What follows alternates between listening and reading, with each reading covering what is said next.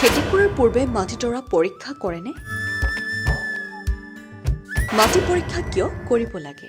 অসমৰ মাটি যথেষ্ট সাৰুৱা যদিও অধিক লাভৰ আশাত বহুতো কৃষকে প্ৰয়োজনতকৈ অধিক হাৰত ৰাসায়নিক সাৰ প্ৰয়োগ কৰিবলৈ লৈছে, যাৰ ফলত মাটিৰ উৰ্বৰ শক্তি যথেষ্টখিনি হ্ৰাস পাইছে।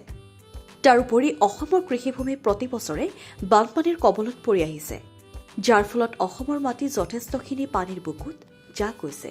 এনেবোৰ সমস্যাৰ কবলত পৰি আমাৰ কৃষিভূমিৰ যথেষ্ট অনিষ্ট সাধন হৈছে, যাৰ প্ৰভাৱ আমাৰ ফচল উৎপাদনৰ ওপৰত পৰে।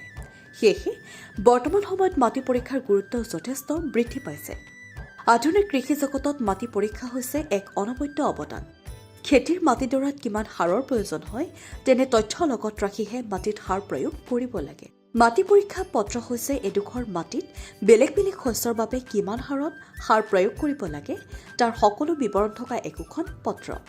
এনে পত্ৰৰ সময়সীমা ৩ বছৰলৈকে থাকে, অৰ্থাৎ মাটিৰ নমুনা পৰীক্ষা ফলাফলৰ ওপৰত নিৰ্ভৰ কৰি সেই নিৰ্দিষ্ট মাটিডৰাত শস্য অনুযায়ী কিমান পৰিমাণৰ সাৰ লাগে প্ৰয়োগ কৰা উচিত। নিউজ ডেস্ক ৰিপৰ্ট, অংকুৰিত অসম।